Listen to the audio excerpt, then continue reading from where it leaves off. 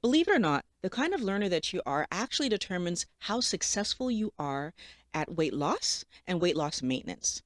Today, I'm going to give you a huge tip at the end of this video that no matter what kind of learner you are, you're going to have success in losing weight and maintaining it. Hello, Wellness Warriors. Welcome to Mind Blowing Health and Wellness with Violet. I'm Violet, and the reason I make these videos is to help people to understand that when mental health and physical health are working well together, that's when we have that overall sense of well-being. If you know someone who could benefit from this message, please feel free and share this video so more people can improve their health. And don't forget to hit that like button. Many of us were not taught how to study.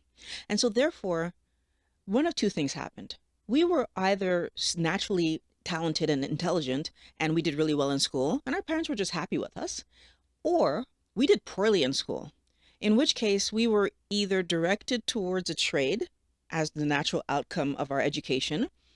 We were expected to improve our grades without really having any direction. So we just kind of left to our own devices.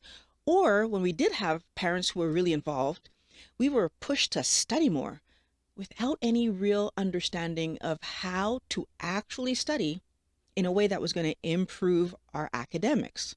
So then for those of us who had an interest in bringing our grades up, even though we weren't given specific direction, we might have sought out that direction. So now we have people who have tutors, that they request tutors, or their parents give them tutors and they learn how to learn, or those that are naturally inquisitive and they go see their teacher and so I'm actually now pushing myself towards wanting to understand, how can I do this better? Now, these two different types of learners, so the people that seek out how to do this better versus the people that accept that this is where I am and they just keep going forward, those two different styles will absolutely impact how do I learn throughout my life. So now we're talking about how do I learn about keto and how do I apply keto to my life so that I get the best possible results. So the teacher, so the kind of education source that you're looking at now matters.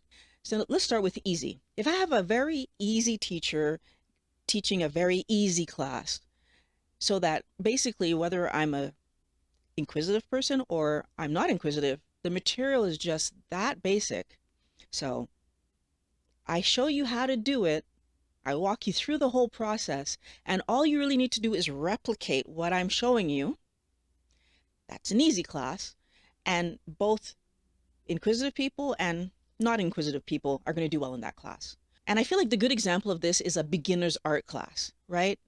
Where the teacher's teaching you how to hold the pencil and how to draw a circle and how to make a circle, a square, and a triangle turn into a landscape scene. And there's not really a lot of difficulty to it. And as long as you can follow directions and put things in the right place, you're going to create a landscape scene that looks like a house with the sun and the right, because that's easy to follow. But what happens with that is that you end up with someone, because I've learned how to follow the steps, and that's all that was really taught to me in this class, then every time I come back to do this, I would need the steps in front of me so that I could replicate them. So for example, the kind of person that needs to have a recipe in order to make a keto meal. And if I don't have a recipe, I don't understand really why using flour is going to lead to a non-keto meal, why having rice as a side leads to a non-keto meal. What I do know is that this recipe says, put salad there. It says, put meat there. So I do that and I have a keto meal.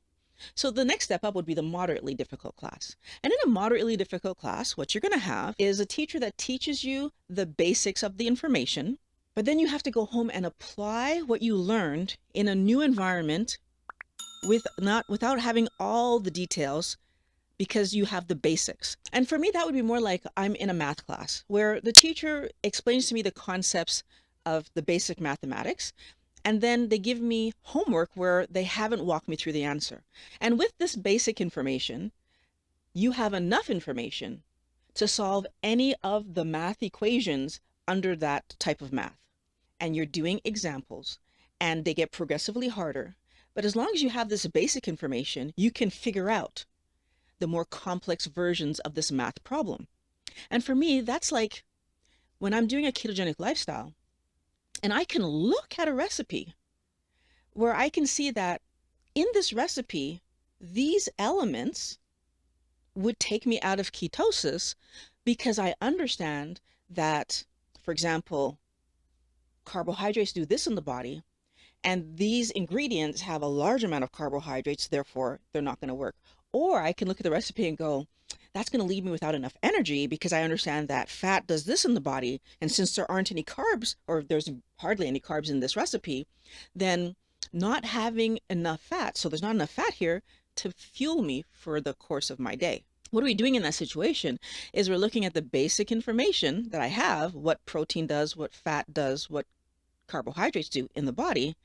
And then I'm using that information to look at this recipe and decide, is this healthy for me, yes or no? And then we have those hard courses, those in-depth courses where the teacher, of course, gives you all the basic information that you need, and then adds on top of that a layer of conversation, discussion, where we take this information and we try to apply it to different scenarios and see, how does it work? How does it not work? And rather than just giving you homework, you have projects where you take a question, and with the knowledge that the teacher has provided you, you try to answer it by doing research and finding new sources and really pushing yourself to learn more. And that would be like a university course, for example, right? Like maybe you're studying design in university of how to design a home, for example, where you there's the basic information like a home has certain number of rooms, etc. But how thick are the walls? What's the legal code for certain things? Like, so maybe you have to go and look up some of that information of what's the legal code for today. But you kind of have an idea that there's a certain cadence on stairs, so that needs to be respected. So the depth of stairs, etc. So some information the professor is giving you, and some information you need to go and look up. How does that translate into the keto world? And you understanding what you're doing for your body. It's obviously you would be given the basics, what protein, fat, and carbs do in the body, but also the harm they possibly cause. Also, how do they affect your hormones? Also, how do they affect your energy? Also, how does your mood play a role? Also, and all of a sudden, you're getting more questions. You're getting more in-depth information than just the basics: protein, carbs, and fat. How much percentage do you need and where to put them? So that when you look at your day, you're able to look at, what was my mood today? And did it push me to want to have a snack? You're able to go to your kitchen, look at the food that you have available to make a meal, and create your own meal, your own recipe that respects what your body would need and keeps you in ketosis. That you're able to say, I'm going to bake something and create a recipe from scratch. This way of learning actually allows us to go out there and do the research to figure out that food provides us with fuel and building blocks for our body, and that is not meant to be an entertainment source. This way of learning helps you to do the research and figure out that your body's main focus, its main goal, is to keep you alive, not to keep you thin. So, if you're the type that shies away from the hard courses, you're likely to fail at, first of all, getting to your healthy weight, but second of all, maintaining that long term, because you're not going to do the work that you actually need to do to understand what your body's trying to accomplish and then feed it appropriately so that it can accomplish it.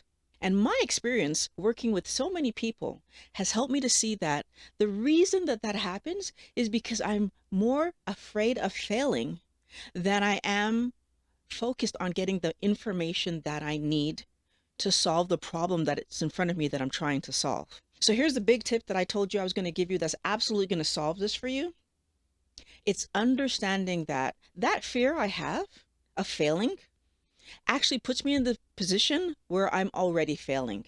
Because rather than learn the information that I need to learn so that I can use food appropriately in my life, I keep focusing my energy on not making mistakes and wanting to follow an exact recipe to give me the end result that I'm looking for. But the problem is, each one of us is a little different. And although the basic idea of eat 20 grams of carbs or less is true for everyone, some of us need to be under 20. Some of us need to be like Violet, under 18. Some others of us can be under 50 and still be in a ketogenic situation.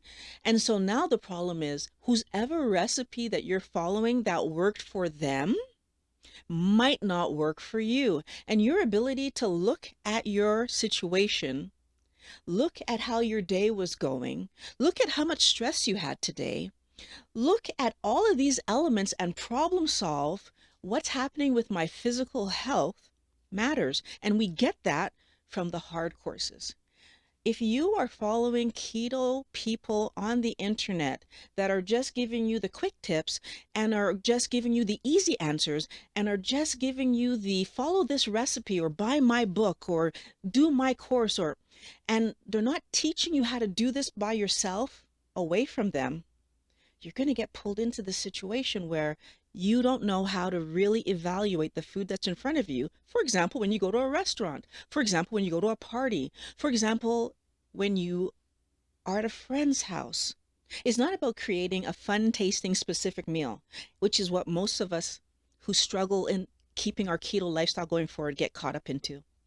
It's about creating a healthy meal that keeps me in ketosis and keeps my body healthy far into the future so that my weight can regulate.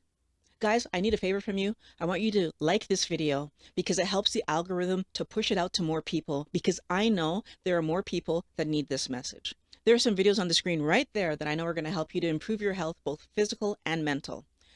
I love making these videos for you guys. My wellness words, thank you for coming back. Everybody who's new, welcome. Share the video. I can't wait to talk to you again next week.